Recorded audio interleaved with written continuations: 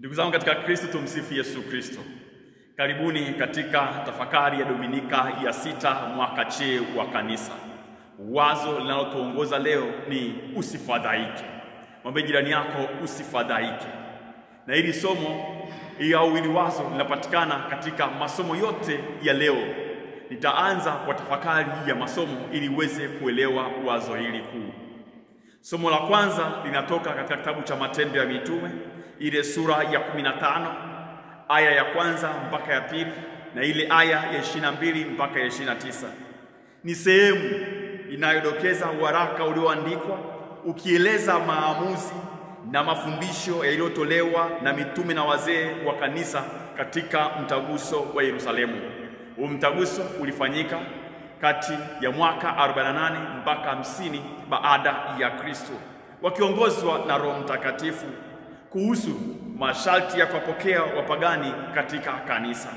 Maamuzi yalikuwa hivi: Wayunani, yaani Wayahudi, wale walioongokea Ukristo hawalazimishwi wala wana haja ya kufuata na kushika Torati au sheria ya Musa ili kupata wokovu.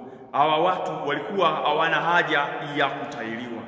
Mtaguso ulieleza kuwa yote yaliyofanyika kwa Abrahamu, ukisoma kitabu cha Mwanzo ile sura ya 17 aya 9 mpaka ya 14 na ile aya ya 23 mpaka ya 27, yaliyoshikwa na Musa kitabu cha Kutoka ile sura ya 12 aya 48 na aliyoshikiliwa na kuishiwa na wazee wa kimila.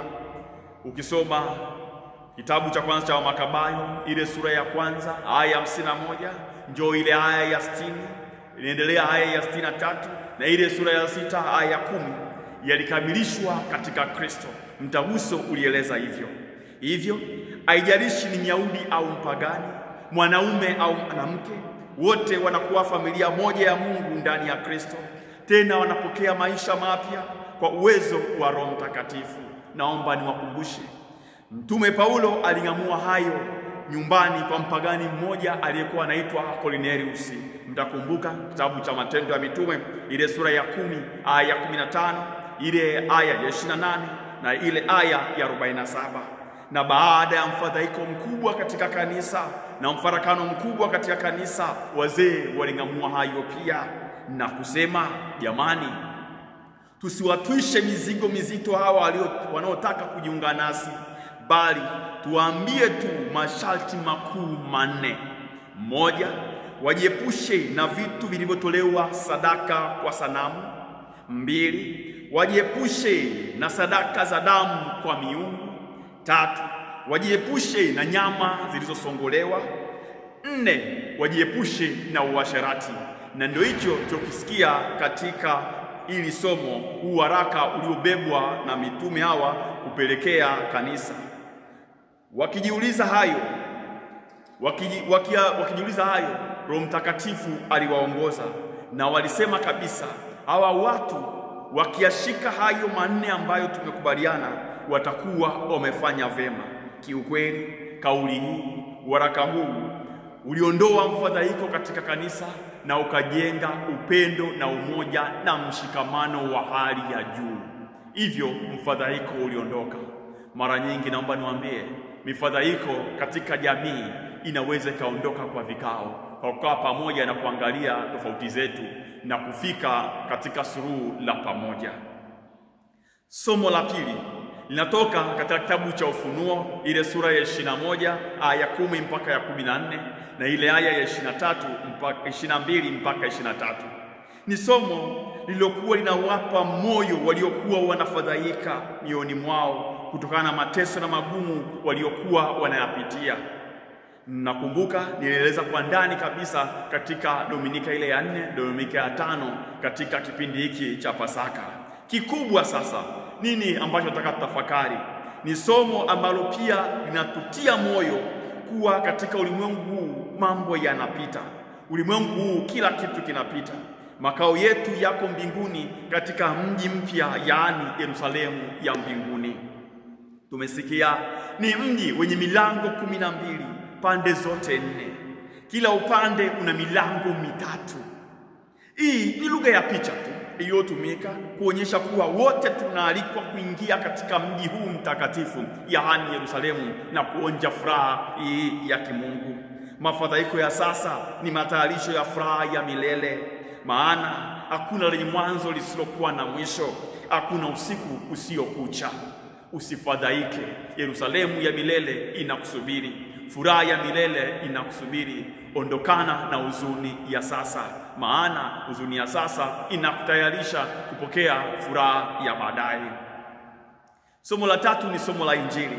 Injili ya Yohane ile sura ya 14 aya ya 23 mpaka 29. Ni somo linaloeleza kitu fulani cha huzuni, maana limesheheni maneno ya huzuni ya Yesu kwa wanafunzi wake. Ni wosia aliowapatia wanafunzi wake siku ya Alhamisi Kuu baada ya karamu, wakiwa wanamsikiliza sana kwa huzuni. Maana mwisho wa sura hii utasikia anawaambia, simameni twendeni. Wakiwa katika karamu, na baada ya Yesu kuwaeleza juu ya mateso yanayomkabili mbele, aliona mfadhaiko na huzuni, msononeko na mawazo katika mitume hawa. Anawapa moyo na kuambia mambo makuu matatu. Moja, anawaahidia Roho Mtakatifu msaidizi. Mbili, anawaachia amani yake ili wawe na furaha. Tatu, anawapa furaha, anawaambia msifadhaike mioyoni mwenu. Na ndio hilo wazo la Dominika ya leo. Mwambie jirani yako usifadhaike. Wazo hili tunalitoa katika Injili hii Injili ya Yohane tuliyosoma, lakini tunalitoa katika ile aya ya 27 anaposema msifadhaike mioyoni mwenu wala msiwe na woga. Naomba tafakari sana wazo hili, usifadhaike. Usifadhaike. Naomba niwaambie, Yesu anapoondoka anawaambia wanafunzi wake jambo moja kubwa sana ambalo nataka utembee nalo katika safari yako ya maisha. Msifadhaike wala msiwe na woga. Injili ya Yohana ile sura ya 14 aya 27. Kristo anatambua hali ya huzuni waliokuwa nayo mitume baada ya kutambua kuwa yeye anaondoka. Huu ulikuwa ni mfadhaiko mkubwa sana wa moyo. Wahenga wanasema mfadhaiko wa moyo unaua. Sasa naomba tuangalie katika maisha. Tuje sasa katika maisha. Je, huu mfadhaiko wa moyo ulikuwa kwa mitume tu? Hii huzuni ilikuwa kwa mitume tu? Huu msononeko ulikuwa kwa mitume tu? Huu moyo wa kudumaa hivi na kulia kwa huzuni ulikuwa kwa mitume tu? La hasha. Ndugu zangu, hali waliokuwa nayo mitume wengi tunayo. Naomba niwaambie ukweli, katika ulimwengu wetu wa leo wenye majaribu na mitihani ya kila aina, maumivu na majeraha, mfadhaiko wa moyo ndani ya wengi limekuwa ni mojawapo la fumbo la kina la maisha. Watu wengi wanafadhaika si kwa sababu ya mambo yanayotokea nje tu, bali pia kwa sababu ya migogoro na migongano ya mawazo ndani kwa ndani. Amini usiamini ninachokueleza hivi, tunaishi katika ulimwengu ambao watu wana hofu, watu wana majuto, watu wana hatia, watu wana mashaka, watu hawana amani. Amini usiamini ninachokueleza hiki. Iko hivi, licha ya vicheko, tabasamu na kujipaka mafuta kwa usoni, kujipulizia perfume, kutumia magari mazuri, kuishi katika nyumba nzuri, kutembea vizuri, kuvaa vizuri, lakini bado watu wanapambana na wasiwasi, kutoeleweka, huzuni na vilio vya ndani. Amini usiamini hiki, inaumiza sana. Kama upo hapa leo, kama unasikia, naomba kauli hii ya Kristo ifanye kitu katika safari yako ya maisha. Kristo akuguse tena kwa kauli hii, usifadhaike, usifadhaike, usifadhaike. Anaona unayopitia, anaona huzuni yako, anaona changamoto hizo ndani ya nafsi yako ambazo huwezi kumweleza yoyote. Lakini swali la msingi, kwa nini watu wengi wanapitia mfadhaiko? Kwa nini watu wengi wanaishi mioyo yao ikiwa na msigano huu unaowafanya wasiwe na amani? Nitawapa sababu 4 ambazo zitakusaidia wewe kuishi vizuri na kuishi kwa furaha. Namba 1, watu wengi wana mfadhaiko kwa sababu ya woga wa kesho. Woga wa kesho, woga wa kesho. Woga wa kesho ni jambo moja kubwa linalowafanya watu waishi kwa huzuni na mfadhaiko wa ndani mwao. Wengi wanaishi kwa kujiuliza, itakuwaje? Itakuwaje mipango yangu isipotimia? Itakuwaje mipango yangu isipoenda sawa? Itakuwaje siku ikienda vibaya? Itakuwaje nikifukuzwa kazi? Itakuwaje wazazi wakiondoka?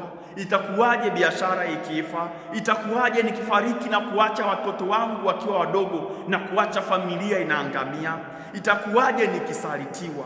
Itakuwaje mwaka huu ukiisha bila kupata kazi? Itakuwaje mwaka huu ukiisha bila kupata mtoto? Itakuwaje kama nikigundulika? Itakuwaje? Mbaya zaidi, naomba niwaambie, wengi wanaogopa kesho wasioiweza kucontrol. Hiyo kesho hawawezi kufanya chochote juu yake, lakini bado inawatia woga. Yesu anasema, na nataka maneno hayo yaingia akilini mwako. Kwa hiyo msisumbukie siku ya kesho. Kesho itajisumbukia yenyewe. Kila siku ina matatizo ya kutosha. Injili ya Yohane ile sura ya 6 aya ya 34. Woga wa kesho unaiba nguvu za leo. Akili inapofungwa na woga wa kesho inapoteza dira itakayoweza kukuongoza leo. Unapoteza uwezo wa kuona fursa na baraka ambazo Mungu anakujalia leo.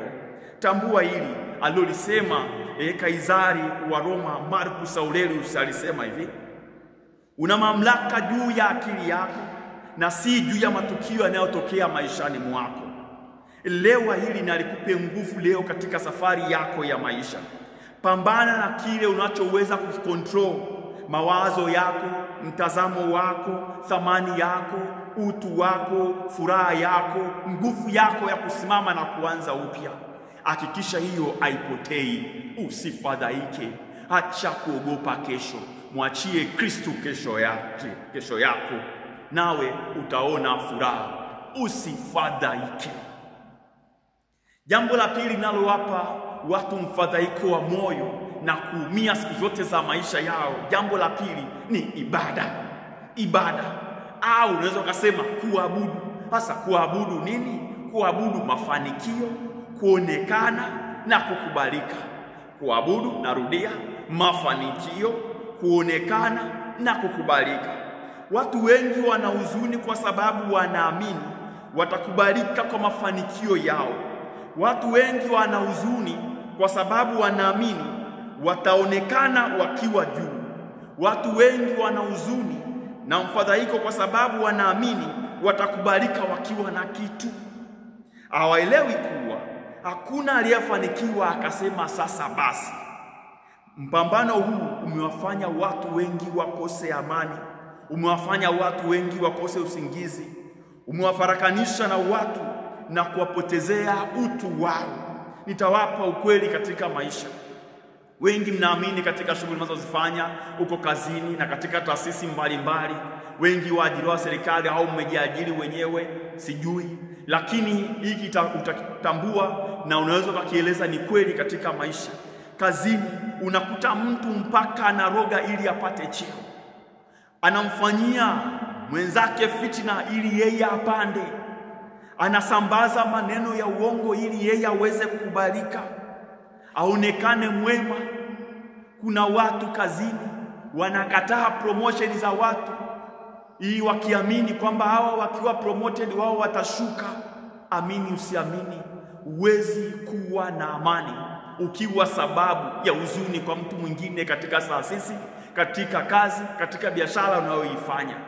Huwezi kuwa na furaha pale utakapokuwa sababu ya kushuka kwa mtu ili wewe upande. Haiwezekani.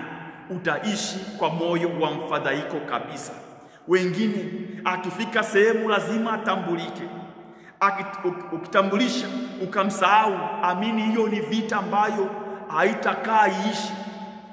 Ukitaka kumtambulisha lazima umpe sifa na lazima awe wa kwanza, vinginevyo atafadhaika na atakufadhaisha.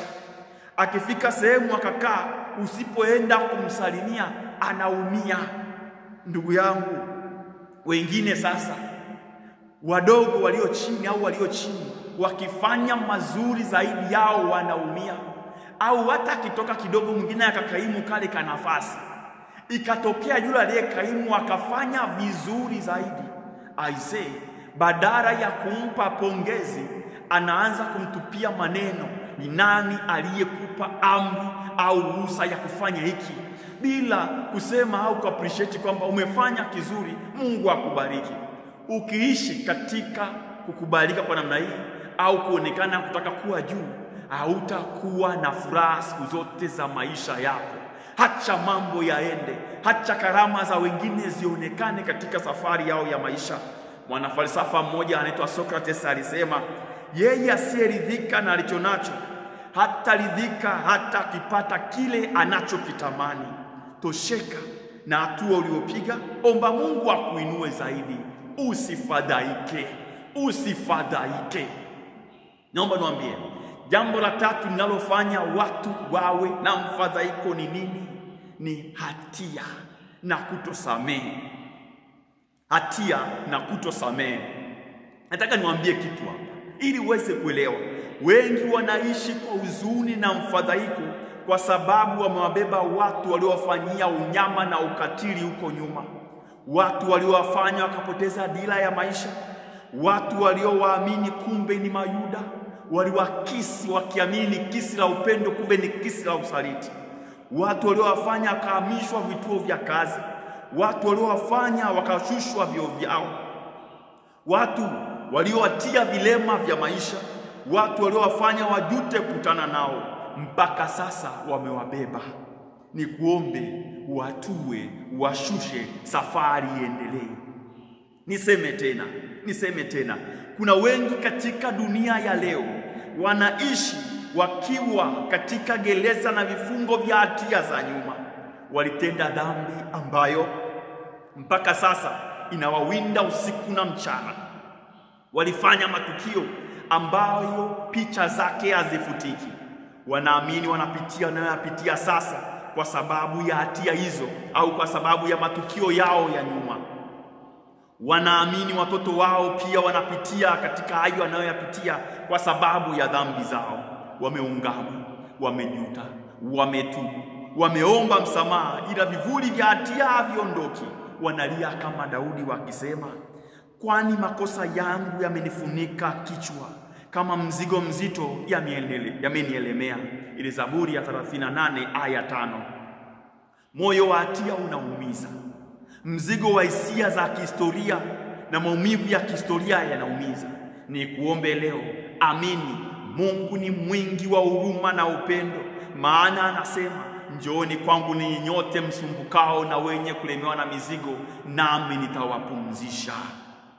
Utasoma katika Injili ya Mathayo ile sura ya 11 aya 28. Anasema tena vizuri, tambua hili wewe unaishi katika kivuli na kuumia kwa historia yako ya maisha. Acha leo. Anasema hata dhambi zenu zikiwa kama nguo nyekundu zageuka na kuwa nyeupe kama theluji, hata zikiwa nyekundu kama damu zageuka na kuwa kama sufu. Ile katika kitabu cha nabii Isaya sura ya 1 aya ya 18. Usifadhaike, usifadhaike. Mungu wetu ni Mungu wa huruma na upendo.